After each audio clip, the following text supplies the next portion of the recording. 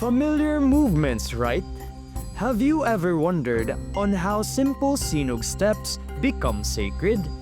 A devotion in motion that embodies a journey of faith.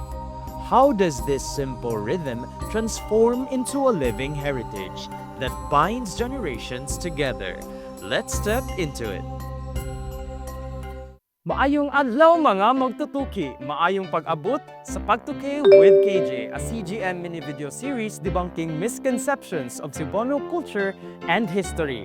Tara, ubanta sa pagtuki, labot sa mga butang kaniadto, pagpalapad sa kaalam aron masayod sa kamatuoran. The Sinug is a living prayer, a rhythm that beats with Cebuano devotion to the Santo Niño. Its forward and backward steps carry centuries of faith, memory, and identity.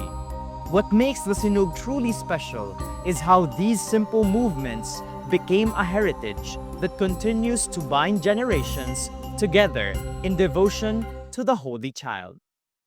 Well, the Sinog, it was celebrated ever since the 19th century or even earlier. It was celebrated by not only by the Gordo family, but it was celebrated by the old Parean families, the neighborhood. They would have the Sinog dance performed in dedication to their loved ones. So this tradition has really had its roots in old Parian, and even in the traditional devotion to the very traditional devotion to the Santo Niño. So it has been around for more than a century, or for centuries even. Sinug, through forms like Tindera Sinug and Sinug Eskrima, transforms prayer into embodied devotion.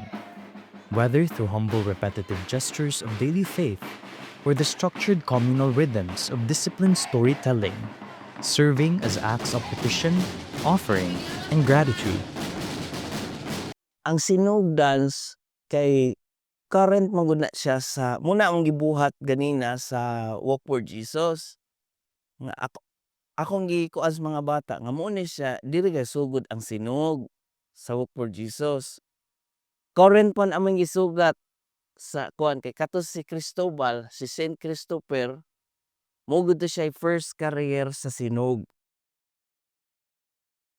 Unya ang katos si Saint Christopher kay magdamtong mga bata mo travel sa kanang kuan, ang senior di yang nada ngadto paingon adto sa puente nang ibuana mo yan to si tita nga iniglakaw gani paingon sa puente for padayon gid mo ngadto ha hantod gi-explain ana nga muna si kuan sa Sinug kay current na abot gid namo ngadto sa Cereales sa bandera or adto nami sa kaning iyang kaning karo undang na ang redas na tambol na mo kay kuan nami sa kaning prosesyon. Every January, the Casa Gorordo Museum preserves the Sinug tradition as a house ritual. The Sinug Eskrima is honored not as a spectacle, but as heritage, connecting home, community, and faith. Within its walls, the dance lives through participation and storytelling. The Sinug endures because it is lived, not staged, in homes, museums, and sacred spaces. Each step is a reminder that devotion moves with us into the future. And that wraps our Sinug special episode. Remember, we're not fault finders. We just want to seek the truth. Stay curious and see you next time here on Pantuke with KJ.